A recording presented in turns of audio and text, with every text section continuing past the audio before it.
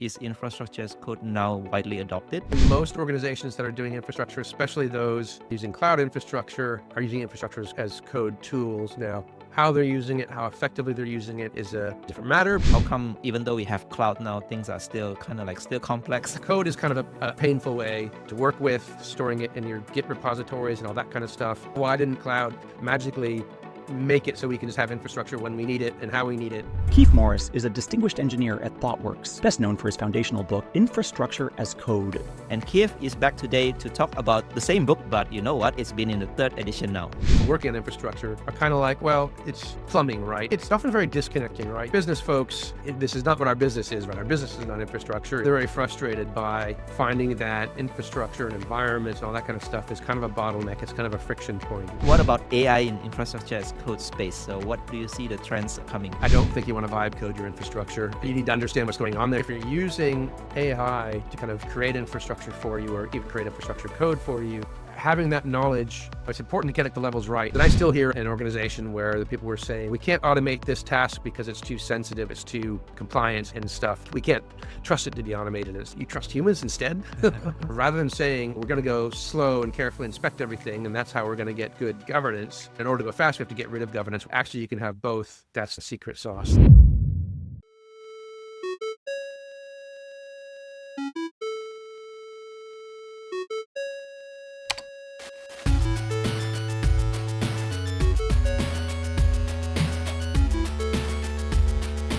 Hello guys, welcome back to another new episode of the Tech Lead Journal podcast. I'm very excited today to have another repeat guest. Today I have Kief Morris with me. If you are a long-time Tech Lead Journal listeners, you probably still remember Kief actually appeared in episode number 5. Yeah. That was almost like 5 years ago. So it's been a long time since our last conversation. And Kief is back today to talk about the same book that we talked about last time, Infrastructure as Code. But you know what? It's been in the 3rd edition now. So when we talked back then, it was in the 1st edition. The 2nd edition is kind of up and coming. And now we are in the 3rd edition. So hopefully we're going to cover a lot of things that have changed in the infrastructure as code world. And what are the important things that we can learn from the new book. So Kief, welcome back to the show. Really excited to have you. Yeah, thanks a lot, Henry. I'm glad to be here. It was fun being in the early days of the podcast. So it's really cool to be back now that it's been going strong for so long. Right.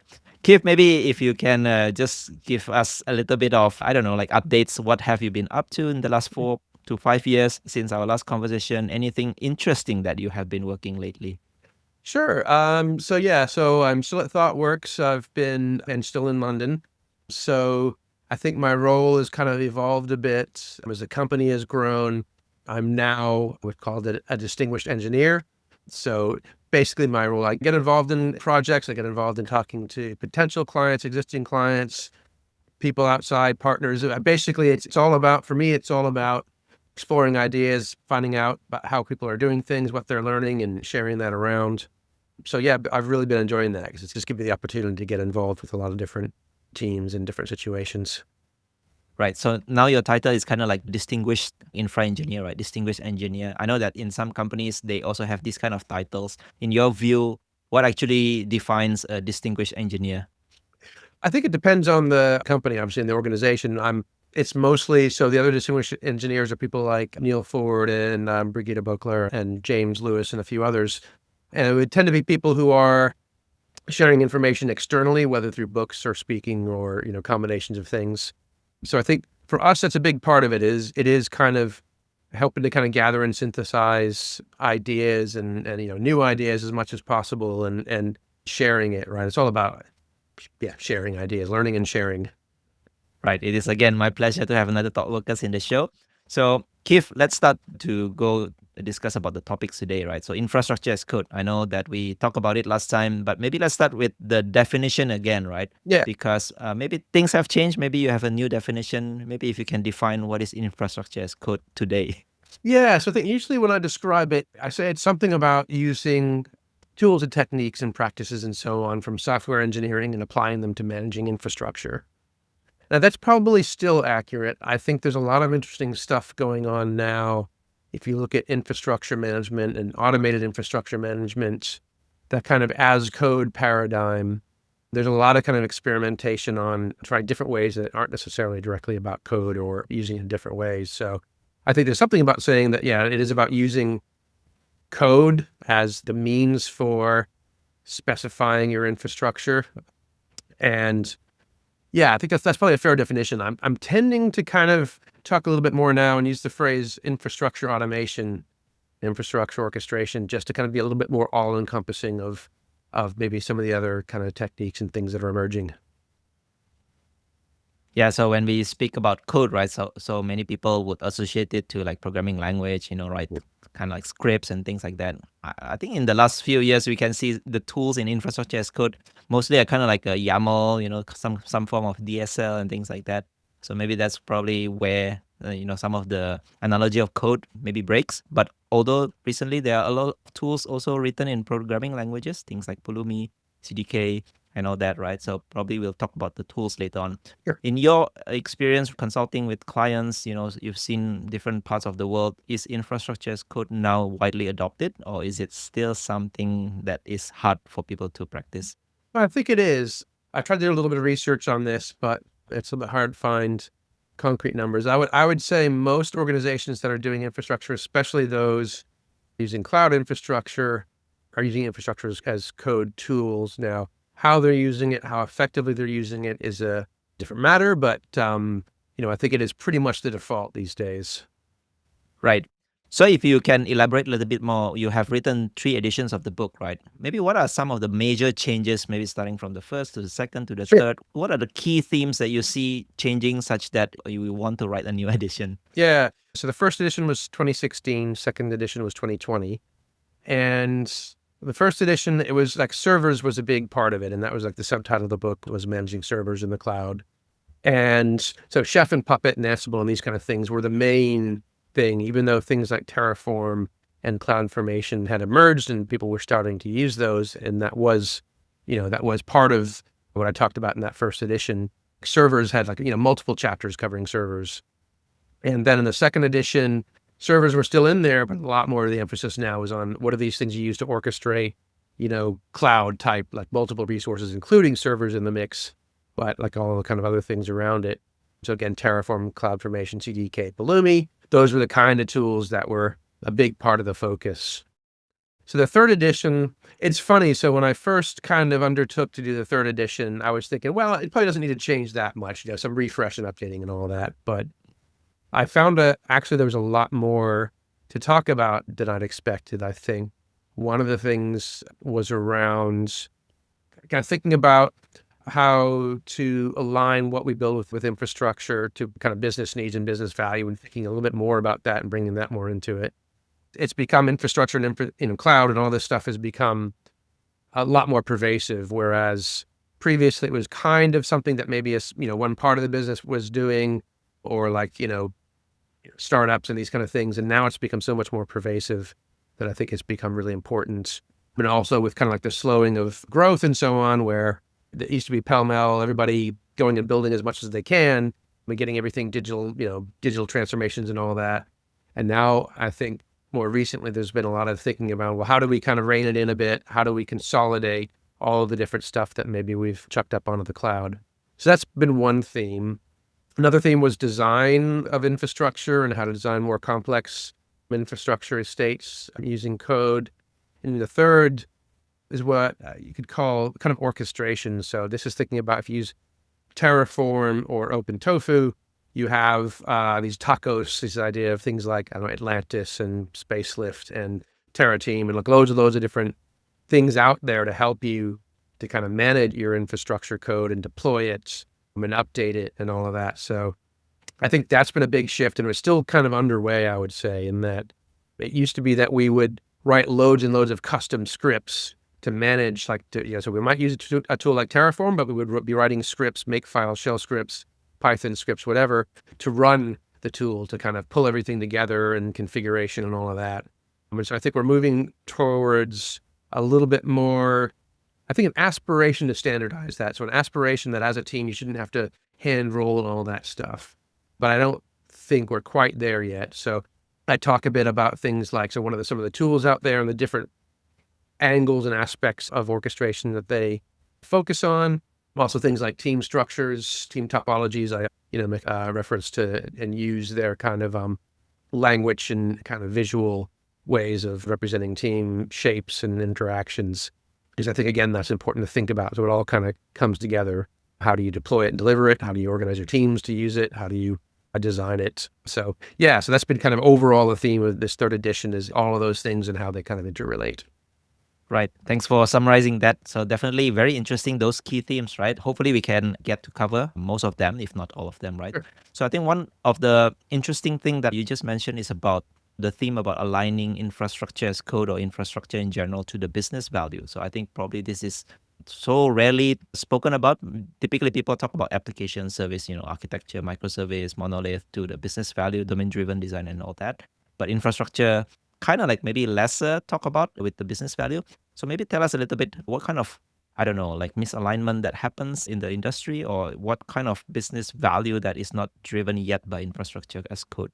Yeah, I think it's often very disconnected, right? Because it seems quite distant. So, and I think there's an aspiration we tend to want to think about, and people on both sides of, like, say, business leadership, technology leadership, and then people working on infrastructure are kind of like, well, it's plumbing, right? It's, it's basic stuff that doesn't really matter what it is that runs on it. You just kind of build the same, servers, databases, networking structures, and then let somebody else come in and deploy their applications onto it.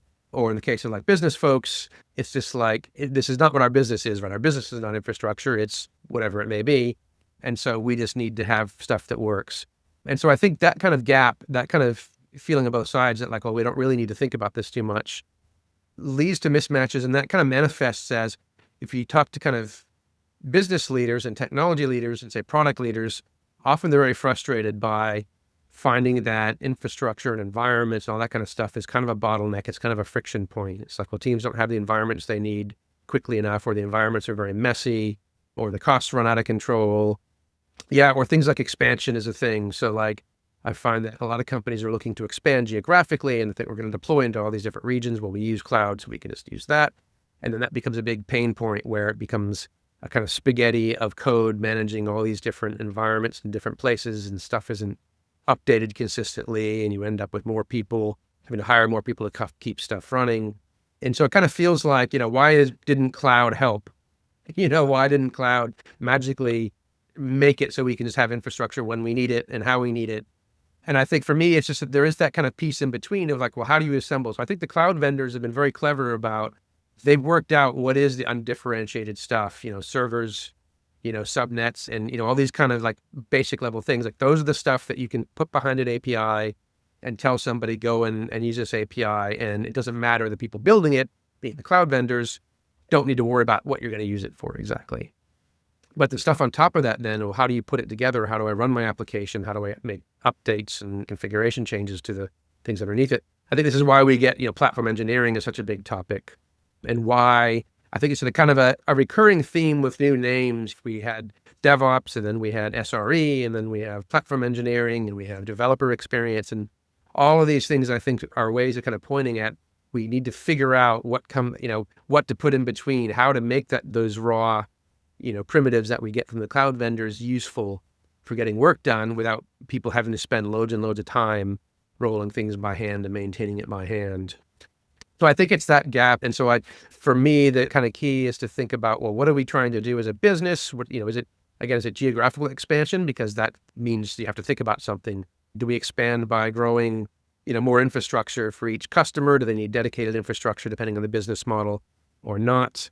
Do we need to think about consolidation? Is it that we've grown so much, we have, 50 different Kubernetes clusters built by different teams in different ways, and we need to think about how do we kind of like, rein that in? So I think thinking about what those kind of needs are, and then thinking about, well, what happens, what's the kind of day-to-day things of like, what does a software team have to do? How often do they have to build new services and deploy them versus just making changes to existing services? How often are they building entirely new products? And so those differences in what people need to do then affect how you're going to design your infrastructure. Where are you going to focus? Are you going to focus on being able to spin up new environments for new services very quickly? Or is it more kind of optimization or other things? Yeah, definitely very interesting and makes sense, right? Because again, it's kind of like applying engineering practices such that you can kind of like scale much, much faster, right? Rather than having to do it manually one by one. or even like error-prone ClickOps, those kind of stuff, right? Yeah. So I think definitely makes sense, right? So investing in automation, kind of like codifying the infrastructure definitely is very, very important for business. So I was kind of like a little bit laughing when you say that how come even though we have cloud now, things are still kind of like still complex. And I think the trend these days, like there's so many advancement, maybe from cloud itself, like it used to be like infrastructure as a service, right? So like VMs and all that. Now it comes to the cloud native era, like containers, Kubernetes, serverless. But I feel still complex if you kind of like want to build like a more distributed architecture kind of systems, right? Especially when you have multiple teams working together, security compliance and all that comes into place. So with all these new advancement, maybe tell us a little bit more, what kind of complexities are we dealing with? It seems like the technology is supposed to make life easier for us, but how come it's still kind of like a challenging for us, even though we also apply infrastructure as code and things like that? I think it's in how it's presented. So if you look at it, where I think it's useful to start when you're kind of looking at what infrastructure you need and how to design it, you look at the workloads you're going to be running on it and how are those structured and what are their requirements and so on. And so I think what often happens is if you're looking at that level, and so one of the kind of ideals that I think we have is, well, maybe developers can build their own infrastructure, right? And so this is kind of one of the motivations behind tools like CDK and Pulumi, where it's like, well, let's give them programming languages that they're comfortable with to be able to work with infrastructure. I think where that kind of falls down is because the language isn't, I don't think, really the challenge. It's one of the things that's maybe a bit off-putting to see, like you say, like YAML or whatever, or some declarative language. But I think the really challenging thing is in understanding, those nuts and bolts of the infrastructure. I've got to set up VPC and subnets and network routes and all these kind of things. And that becomes, figuring out how to put all that together. Even something as simple as an S3 bucket, there's zillions of options on an S3 bucket. You can configure it completely differently depending on what you're going to use it for, right? Are you going to be storing sensitive data? Are you going to be doing analytics on it? Are you going to be just storing static content to serve? So each of these kind of different use cases, you would want to kind of configure and tune it differently. You also need to think about how to kind of the security policies you should have and governance and so on. And so that's a lot of complexity. And so for a developer to have to think about that, it's going into a lot of detail that maybe you don't want to have to think about at that point in time.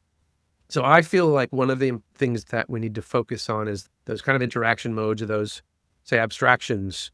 So as a developer, I know I need an S3 bucket. Probably a few questions you can answer as to like, what am I going to use it for? Well, I'm going to use it to store static files for website hosting. Okay, that's a pretty clear use case. Once you know that, you can then kind of roll out, okay, here's what needs to go into the S3 bucket. Or a few questions about, again, what kind of data? Is it personalized data? Is it regulated data and so on that might be on there?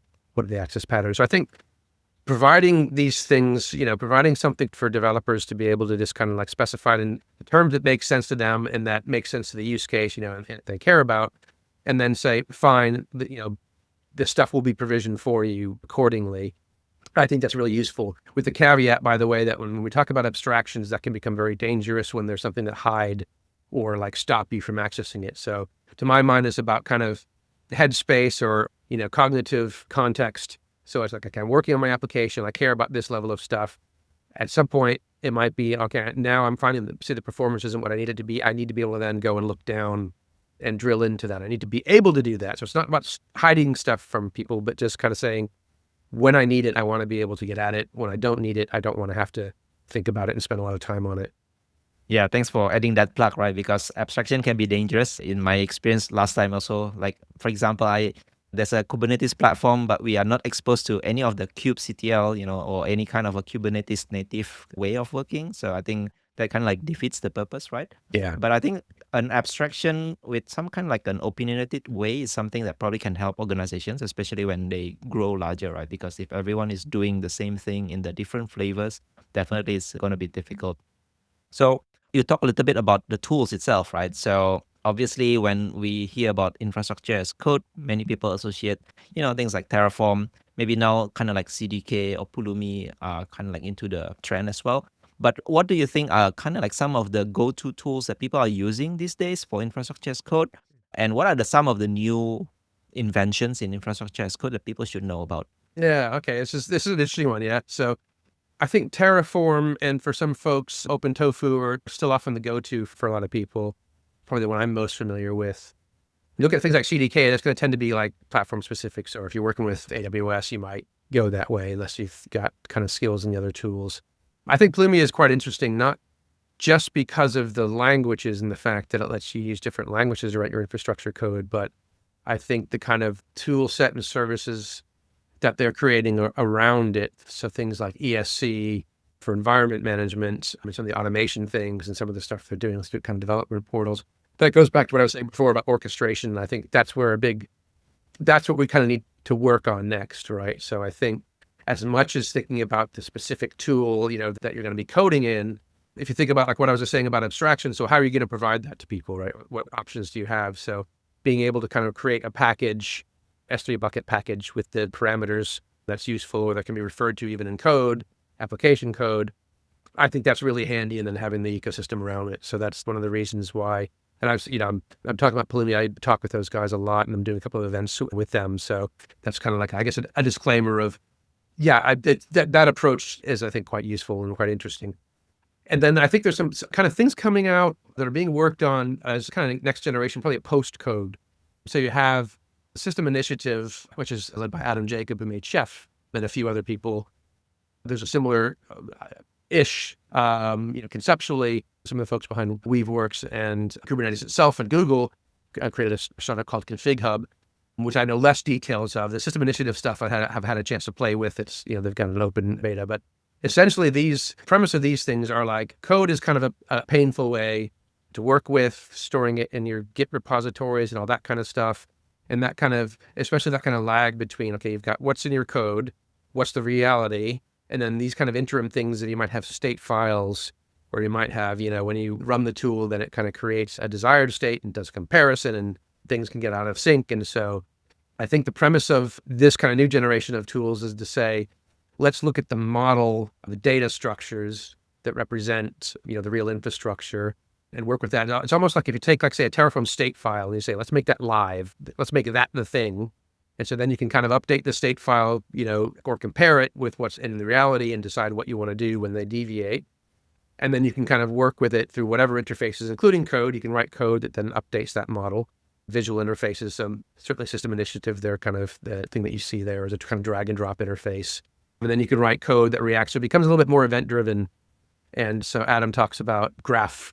So I think he said infrastructure is graph, I think he said at one point, which is interesting because it's those relationships between the different elements. And so I think all that's really cool. And I think that can be really powerful. And it's going to change completely how we think about, building these things. I think it still needs to, so in itself, that still comes down to, well, how am I going to wire together all my low-level resources of infrastructure into something useful? And so I think it's really important still to have, and this is when every time I see Adam, I kind of go on about this, needs to have that kind of, whether it's a component model or whatever it is, to help people who understand the guts, the nuts and bolts to build these kind of components that then somebody else can make use of. Again, the developers can say, give me a couple of those and here's the parameters I want. So I think it's going to be really important. It's still going to be really important to have that. That's my hobby horse these days, is like, I think that's what we need to focus on. So I haven't heard those two. So System Initiative and Config Hub. So definitely people can check them out. It sounds to me a little bit more like how the way Kubernetes works as well. I mean, it's kind of like declarative, right? And you have like, I don't know, like a control loop that keeps on checking whether the state that is in. Yeah, it's not quite related to that infrastructure as data thing where you're using the controller, in Kubernetes, defining your infrastructure code as like CRDs and those kind of things so that you can just refer to it. I quite like that as a model conceptually of like, because again, I could deploy my application and say, oh, my application, by the way, it needs a database instance, it needs some message queues or whatever. And then the system kind of works out, okay, I'll go and provision that for you. And so I think you're right. I think it's a natural kind of next step beyond that, really. So definitely the next thing to check out, right, for people who like to, because I know that infra people, whenever they hear new tools, they will check it out and, see how does it work, how cool that is and things like that. So speaking about Terraform, right, so I think still it's the biggest, the majority of people still use kind of like Terraform. And now we have OpenTofu as well. And they kind of like diverge. I think it has been a while since the fork and the diverge of the version. So what is your take here for people who are, I don't know, still using Terraform mainly, right? So should they stick with Terraform or should they change to OpenTofu? What is your view? Yeah, I think it's an interesting one. I mean, I can certainly see a case for sticking with Terraform, particularly if you're in that kind of ecosystem with the HashiCorp tools and so on. the licensing change was a bit unsettling for a lot of folks in working out, like, what does this mean for me? I think one of my concerns with the licensing change was that it would impact. So even if you as a user, so this was as a consultant, like I was concerned with, okay, what does this mean for my clients? Well, most of my clients aren't affected because they're essentially end users. They're not building like a service to provide kind of Terraform hosting. So those kind of taco servers and those kind of things are the ones really that I think licensing changes were aimed at. But I think it has an indirect impact of, or, my concern is, well, what's the ecosystem of tools look like as an end user still? It's like, am I going to have the ecosystem of tools available to me, or are those vendors going to be maybe not providing as much support for Terraform because of the potential cost or liability or whatever they may have from that?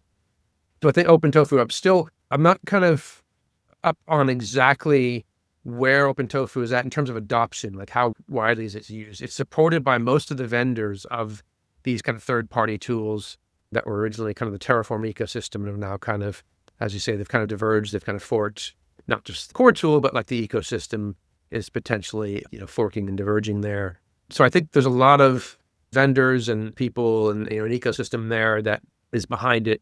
And so I think it's quite promising from that. I would kind of like say it's something to experiment with and look at and see how well it suits you. It'll be interesting to see how it does diverge, right? Because I think I think there was a little bit of mixed messaging from the OpenTofu folks originally around, well, is it going to be kind of like a drop-in replacement for Terraform? But I think inevitably what's happened is like, well, there's a desire for new features, for maybe features that Terraform wasn't going to support, things around kind of encrypting secrets where it's like they want you to use the hosted platform. And so the OpenTofu folks are like, well, we'll just build it into the client. So there's a lot of things like that where it is going to start to diverge more and more. And HashiCorp as well, I think, are building a lot of features into Terraform that integrate with, their cloud platform. They really want you to be using the cloud platform. So things like Terraform stacks and so on. And so this is, I think people are going to have to pick a horse. Originally, there was kind of this idea, hopefully we can just kind of like use OpenTofu or switch back and forth or whatever we need to do and it'll all be compatible. But I don't think that's going to, it can't do that in the long run. And really that's going to be I think the compelling thing for the OpenTofu users is going to be the things that they can offer for maybe more inexpensively or what have you than they could get from Terraform. Yeah, so definitely something to watch out, right? So over the time, so I'm still using Terraform, by the way, as well. So am I for most of they're small project things mostly, and whatever my clients use. And most of my clients are still more Terraform than CDK. I can't think of I haven't worked in a project where it's OpenTofu, not yet. Yeah. So one thing you mentioned just now as well is about the orchestration or kind of like deployment, right? So like applying the infrastructure changes, right? So definitely the trend that you picked is kind of like orchestration tools and things like that, maybe in a way that applying like CI/CD pipeline or kind of like GitOps model for applying infrastructure changes. So what trend do you see around this? So because I think many people still in different maturity, right? Some kind of like just applying it from their local, some apply it in a CI/CD pipeline or maybe some other things. So what do you think people should do if they want to start IAC the right way? Yeah, I think it's important. So I think one of the things that's useful to kind of distinguish is the actual deployment. So I think a lot of the tools that are out there that like are going to help, deploy your infrastructure code and all that kind of thing, they tend to be very focused on just the deployment part and maybe running a plan and then a deploy or those kind of things, which I think is useful and important. So the GitOps thing or the infrastructure data or what have you, where there's like the code and then your tool is making the control loop to kind of make sure that no drift happens and the drift is corrected right away. So that's one part of the equation. And then I think the other part is, well, how do you deliver changes to your infrastructure code across environments where you have, whether those are environments to test software, testing and QA environments and staging and so on, or the environments you use to test the infrastructure code itself before you put it out to developers. So I think it's something I think that we've struggled with in the infrastructure industry and infrastructure as code kind of field is how to make that work nicely so that we don't end up with essentially separate copies of infrastructure code for each environment and kind of copying and pasting changes from one repository to another, or even merging branches. Often, it becomes messy. So I think that's the part that's still a little bit tricky in that, again, some of those kind of tools out there that do the orchestration, and promoting across environments, some of those are addressing that and providing different ways to do that. But I think it's still very much in flux in kind of like this, there's not like an established, okay, this is the the one right way to do it, the pattern that most people agree on. And so I think that's where things tend to get, and most of the clients I work with, that's where things are messy. Yeah. So I could imagine like these kind of things definitely is kind of like the details of implementation that differs across organization, right? So some people like to, I don't know, create modules that can be reusable, but like modules itself has to evolve, right? Especially if you make some changes, and then how do you backport it to existing infrastructure and things like that. So that's always kind of like difficult. And writing tests, right, for infrastructure as code, I'm not sure how many people do that diligently. Yeah. Because like there will be resources that gets created, or maybe if you use some kind of I don't know, like mock things like that, maybe that could happen. But ideally, it also never tested in the real world, right? So I think definitely these kind of things tends to be the challenge for people. And you mentioned about platform engineering, right? So I think these days everyone is talking about platform engineering. What is platform engineering in your view? Because I think this term kind of like DevOps and all that, right, been used interchangeably to describe certain things, especially from vendors, right? So maybe in your view, what is platform engineering? Yeah, I think for me, it's about providing the things that software teams, so developers and also people who do support and operations of software, what do they need in order to get their jobs done? And particularly, so it's about making making it easier for them, empowering them. And this is where we go back to, like we were talking earlier about abstraction, because, one of the things a platform can do when it goes wrong is disempowering and making it difficult for people to get their jobs done. So it really is about empowering as the number one thing. And then there's also that thing of kind of sharing implementations and resources. So like not every team needs to build their own monitoring tool set. Not every team needs to kind of build their own databases from the kind of low level. What can we share? And all this has to be like in a way that is useful and helpful, So it's not like, well, you're not allowed to use a different tool because we're providing this tool, even though it doesn't do what you want in the way that you need it to work and so on like that. It is about what's truly helpful. And I think that's the reason why platform engineering is such a big topic and there's so much out there about it, because it's hard. It's hard to do that well. I mean, it's so easy to fall into traps, or I think one of the big traps is you try to do too much, right? So I'm going to provide this platform that will do all the things for our developers, and it's too ambitious. And so you end up not, building a small piece and not having enough, and then people turn elsewhere, or you're just, it's too restrictive and people can't get what they need done. And so like, there's a lot of kind of traps, I think, from that. So to me, the way to kind of succeed at it is to think about it in terms of how to enable other people to build, say, platform services. So rather than saying one team needs to build all the services, it's like, well, if different teams, if the database team that's an expert on that, and another monitoring team that's focused on that, how can they build stuff, and how can we provide them with the things to kind of easily connect those things together nicely, and to kind of manage the things that, again, those teams don't necessarily need to build everything from scratch themselves. Like, what do they need? And so I think that's the interesting challenge. Yeah, and especially the underlying platform itself evolve, right? So let's say if you use cloud as the basis, right? So the cloud itself also change, new features, new changes, new deprecation. So definitely supporting those things are kind of like difficult as well. Yes. And I think when you mentioned about building platform engineering, right? So some people kind of like also associate this with like internal developer platform or something like that. Mm. So the idea is kind of like build tools and services and platforms such that other people can use it. Maybe in the team topologies, it's like enabling team, platform team as well in a sense, right? So have you ever seen success stories of people building such team and capability? And if so, what do you think are the key recipes for them to succeed? Yeah, I have, and I think the key things are really focusing on the user. So this is where the kind of platform as product comes into play. So again, pitfall is, okay, I'm going to build this platform or this component of a platform, whatever, and I'm going to just go away and build it because I know what it should be, right? So I'm going to go and build the Kubernetes cluster to rule all the Kubernetes clusters, and I'm going to go away and build that. But I think it's important to really have that understanding of how are the teams using it, and what are they using it for, and what are their journeys, and what's common.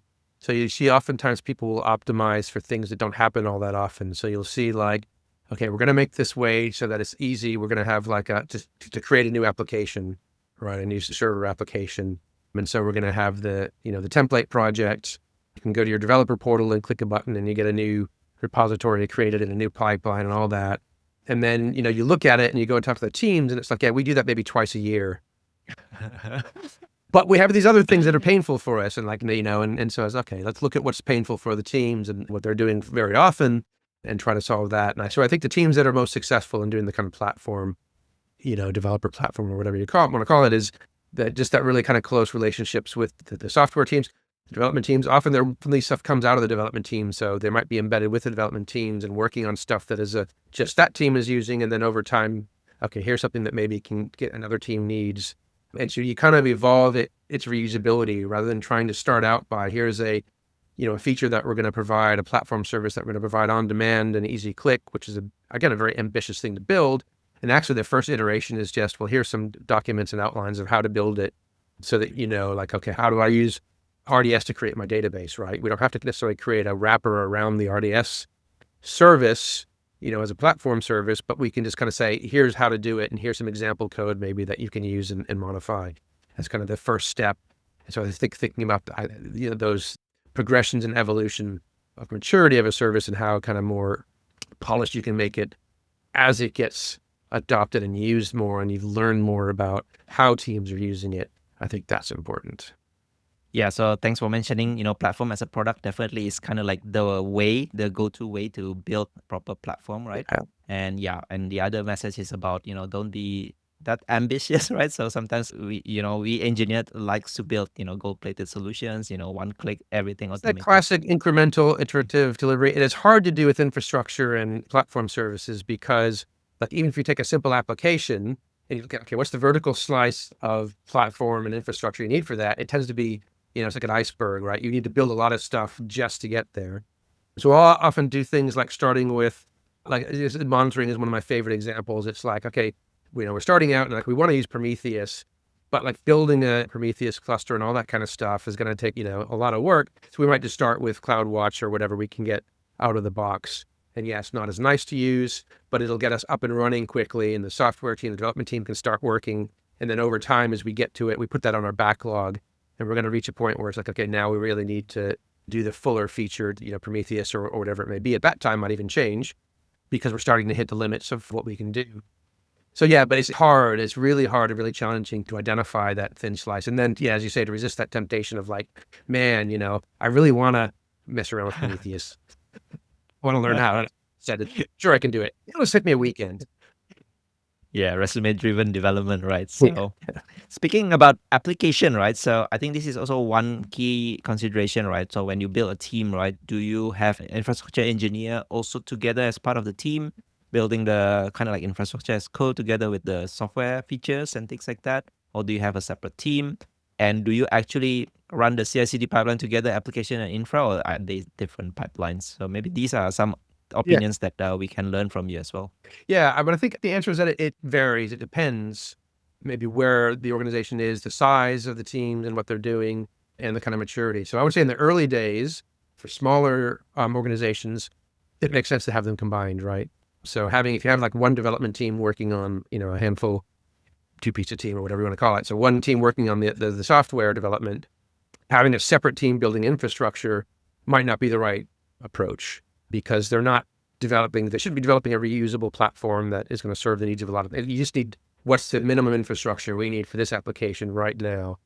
Build it in a way that you can evolve it and replace it and swap things out. So, use good design and good implementation. And so this is where pipelines and automated tests, I think, can really help to kind of make it easier later on as that starts to kind of like, okay, now we've got 3 teams, 4 teams, 5 teams developing things and comes, you can't really kind of replicate infrastructure specialists across all of those teams and also think about how to, how can we be sharing knowledge and expertise across those teams better and so on. So that's where you say, okay, maybe let's kind of split some of those into another team.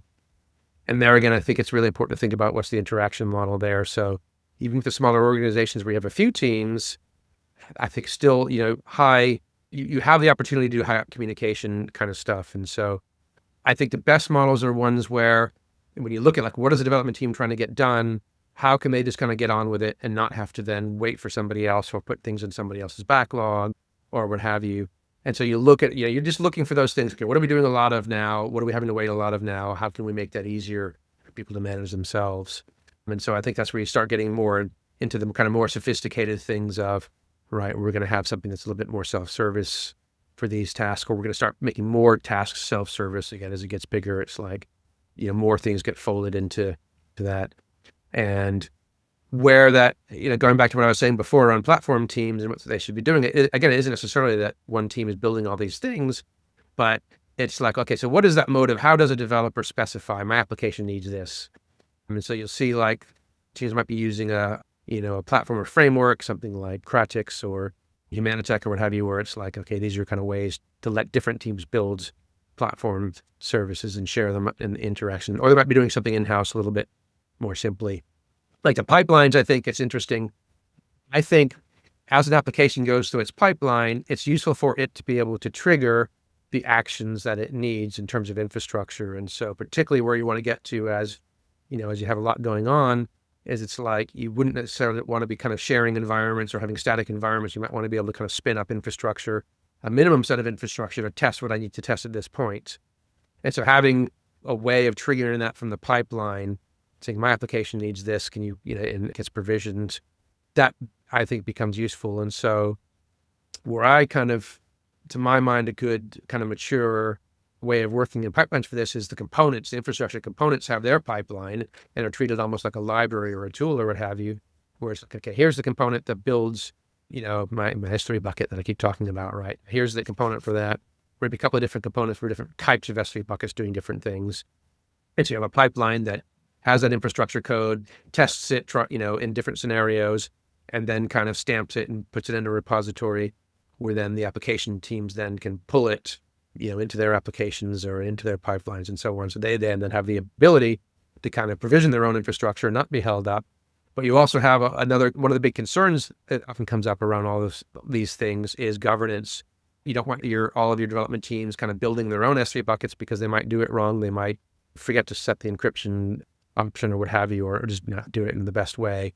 And so saying, okay, we're going to have an expert team provide something that, has the stamp and has passed the kind of, and we can validate and show to compliance, regulators and auditors if we need to. That's quite powerful. Yeah, I think it's also a good segue. You brought up the topics about governance, right? So definitely an extension of infrastructure as code. So many people talk about, shifting left, security. Right now, people talk about policy as code, compliance as code, everything becoming a code now. Governance is definitely very hard and challenging, right? There are so many things that we could change, and there's so many things that are insecure and maybe less in terms of compliance, in terms of organization policies, right? So what is the approach here that you would advise people in terms of creating infrastructure, but still kind of like govern and complying to the standards that organizations have? Yeah, I think there's a couple of places where that can fit in. And so like one of it, as I say, if you have components that are reusable and you can have kind of tests on that and validation that like, yes, it passes its things, that's a good point. Tests that can be run in the application pipelines as changes are going through, again, making sure, nothing can happen that shouldn't happen, things are in place, also recording changes, who made changes and all those kind of things can be really useful there. I think you also have the things that you build into your kind of infrastructure at runtime, or, whether it's monitoring or other kind of mechanisms that can detect something's been deployed. Hey, I'm able to access a port I shouldn't access, what's going on there, raise a flag. So I think there's those kind of different layers of protections and so on. I think a key thing is like for the people. So the experts, so your security experts, your governance experts and so on, even people in other kind of areas of expertise like performance and so on.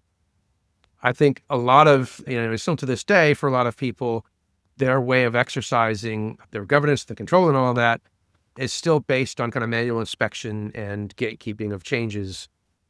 And I think the trick for these people is to understand how to use the automation tools. Again, like I say, policy as code. How do you kind of write policy checks? How do you make sure that those are implemented and that those are acting as gates in pipelines and production deployments and wherever else they need to? So how do you make sure that the right things are in place and to make sure that they're running so that you don't need to inspect every change to make sure it's compliant and you have the kind of confidence? And I think, these things get you to the point where it's like you actually have more control and more, it's much more rigorous than the old ways. And I heard just the other week an organization where the people were saying, well, we can't automate this task because it's too sensitive, it's too compliant and stuff. We can't trust it to be automated. And it's like, you trust humans instead, So yeah, I think it's that mindset thing of just like, this stuff can make for much more, it's actually, it's an interesting thing because it kind of flips that trade-off rather than saying, well, we're going to go slow and carefully inspect everything, and that's how we're going to get good governance. Or else if we get rid of governance so we can go, in order to go fast, we have to get rid of governance, we have to loosen up on it. Actually, you can have both, because the automation can run very fast. It can run on every change, tell you much more quickly if something is wrong, tell you much more quickly where things have gone wrong, so it's easier to kind of fix. And so it can be more rigorous and faster. And I think that's the kind of secret sauce that people need to realize is an advantage rather than something to be scared of. Yeah, and I think this space also kind of like advances quite rapidly, right? So security, compliance, and all that. And I know there are a lot of tools that can do even automated scanning, right? So sometimes when you want to govern, right, it doesn't necessarily mean you have to do like a gatekeeping check, like check whether this can go through or not. Sometimes you can detect kind of like drift to your policy or maybe violations to some rules or compliant things, right? And you kind of like detect and raise that to the team. I think that can also work sometimes, right? Because all I find, with engineers these days, there are so many things that people need to understand and know. And it is very, very challenging to understand everything, right? So I think having these kind of tools that gives you the signals, the clues will definitely be helpful. So I was kind of like laughing as well when you mentioned like those people trust human instead. These days, there's an AI element, right? So what about AI in infrastructure as code space? So what do you see the trends coming? There's interesting stuff. I mean, there's a whole category of how you can use it in operations side and troubleshooting and monitoring and all that, which I think is very interesting. But for the actual kind of building of infrastructure and automating it, I think there's a couple of angles. So one is, so I think the code assistance, like as we have with regular programming, being able to have something where as you're working on your code is kind of advising you, doing autocomplete and coming up with solutions to things can be helpful with all the caveats that come with software development there. If it's like, I don't think you want to vibe code your infrastructure. I think you want to, you need to understand what's going on there. Yeah, you can have something that generates some code, but you really need to understand what it's doing. And so I think it comes back to what I was, again, what I was saying earlier around, like there's that knowledge thing. And so I think if you're using AI to kind of create infrastructure for you or even create infrastructure code for you, you still, having that knowledge, it's important to get at the levels right. And so I think there probably still is, so there's a couple of things. So one thing I've seen people experimenting with is using kind of chatbots to say like, okay, provision me that S3 bucket. And then it provisions it for you. And I think the challenges there are the same things we have with, goes back in infrastructure. And so I was looking at this and tools to do this kind of thing. And I went back to the book, right? Already like the third edition just came out. And I want to like double check, like the things that I said in the early chapters of the book where I talk about principles.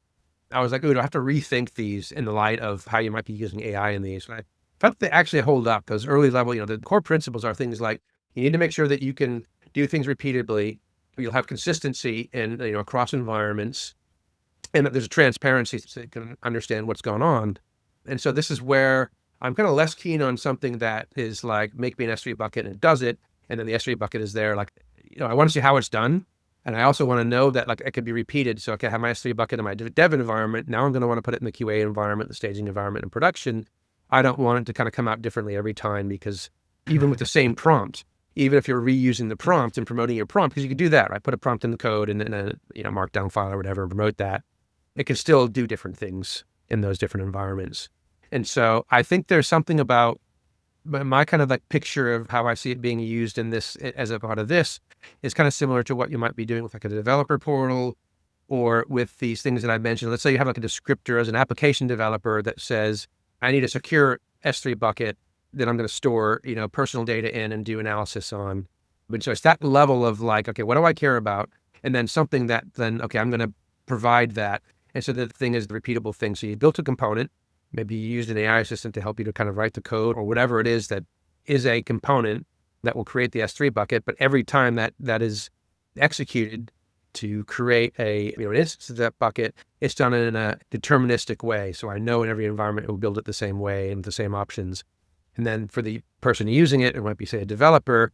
It's like, it might give them the kind of coaching things. It might say, hey, I notice you're using, I'm looking at your, I'm an assistant that knows your application code base, and I see that you're storing something.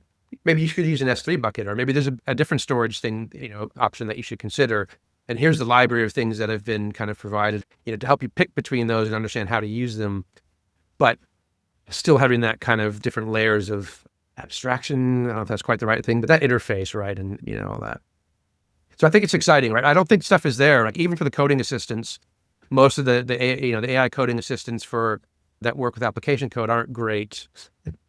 Yeah. So I have that experience as well. So even though I use Terraform, which I assume like many open source projects are having a Terraform code, right? Still kind of like it doesn't perform as good as programming languages like typical JavaScript or Java and all that. So I think there's a like gap in terms of using coding assistant. And I don't know whether we can even vibe code infrastructure as code, like just ask AI to keep on creating resources, spin up, spin down and all that, right? Because also there's a risk, right? If it's misconfigured and if you have data loss, I think it's a big challenge for the organization. So apart from coding assistant, probably people use it for, I don't know, like you mentioned monitoring, support and all that. Are these tools advanced enough now that you can actually use it to kind of like troubleshoot, figure out the root cause analysis and things like that? I think it can be helpful for sure. And it's as with anything with this stuff, it's around the data, make sure it has the data available and then getting the kind of prompts right and the queries right. But yeah, I know. And it's a skill also, like again, you have to learn how to use it well.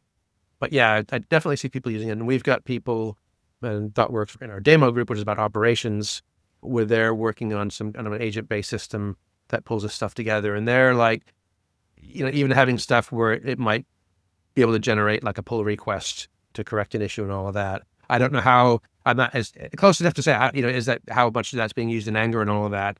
But I definitely know it's being used for things like, again, those kind of logs and metrics and all that. And, to answer questions, it's, human in the loop still. Yeah, so definitely always involve humans still. So Kief, we have talked a lot about the new stuff in infrastructure as code. Is there anything that left out maybe that you think we should cover as well? Well, I think we've covered a lot. I'm sure there is, but I think we've covered cool stuff. Right. So I have one last question for you. I think if you still remember back then, I asked you this same question, right? I call this the 3 technical leadership wisdom. So maybe if you can think of it just like an advice that you want to give to the listeners, what kind of 3 tech lead wisdom that you want to share for us today? Yeah, okay. I don't know if I have it as like 3 items, but I think it's kind of a broad thing. So one of the things I found as I kind of like change and grow in my career and roles and how I relate to, so like, first there's that like becoming a team leader, and then there's becoming maybe somebody who's managing multiple teams, managing team leaders. A lot of what I'm doing these days is kind of advisory to teams. So I'm in teams in a very senior role and as a kind of a leadership role, but I'm not necessarily in that kind of line of command. I think it's really important to think about what your role is now and what is it that you need to be doing, because it is very different, right? It's very different. That first step of going to being a team lead, a tech team lead, it's now very different because it's not up to you to code all the things. You want other people to do that, and you want to get out of their way from that. And that's always the hard thing, right? How to get out of the way of the things that you're comfortable doing, that you see people doing, and maybe they're not doing right, or they're not doing in the way that you would want, or whatever. And how do you kind of step back from that? That's a thing. And then as you get into where you're managing people who are themselves team leads, again, that becomes different. Like the things that you were doing as a team lead of like, you're caring about the quality of the code and you're coaching your developers on that.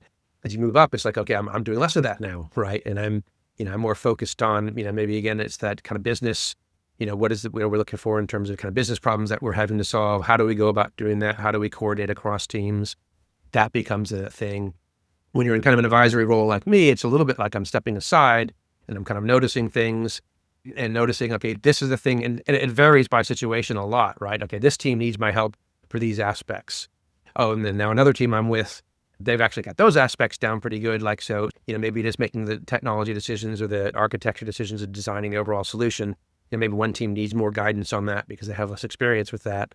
And now I'm with a team where they've got that down, but it's like, well, there's a lot of challenges with stakeholders. And so I need to kind of work on, okay, how do we communicate to the stakeholders what's going on and how do we kind of bridge that? So I think it's kind of like one answer that I think encompasses there are different things in there of like letting go of what you used to be doing and being attuned to what's needed now and where you can bring your kind of strengths and experiences into the mix. Wow, thank you for such a great elaboration of these, intermix, I would say intermix kind of attributes that you need as a leader. So I think that's really important. So Keith, if people would like to contact you, ask you about the books, or maybe ask you follow-up questions, is there a place where they can reach out to you? Yeah, so I've got my website, infrastructureascode.com, with the dashes in between the words. And there's like kind of contact stuff on there. Probably LinkedIn is the main social that I'm on these days. And so, yeah, you can kind of ping me there.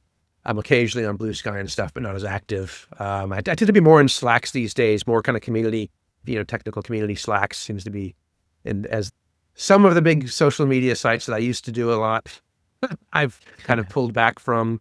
So now it seems to be more the smaller communities, which is an interesting phenomenon, but it's a topic for another day, maybe. Right. So always a pleasure learning from you the new stuff about infrastructure as code. I think you're like one of the forefront in this area. So definitely thanks for this conversation. And yeah, goodbye for now. Okay, thanks a lot. Appreciate it.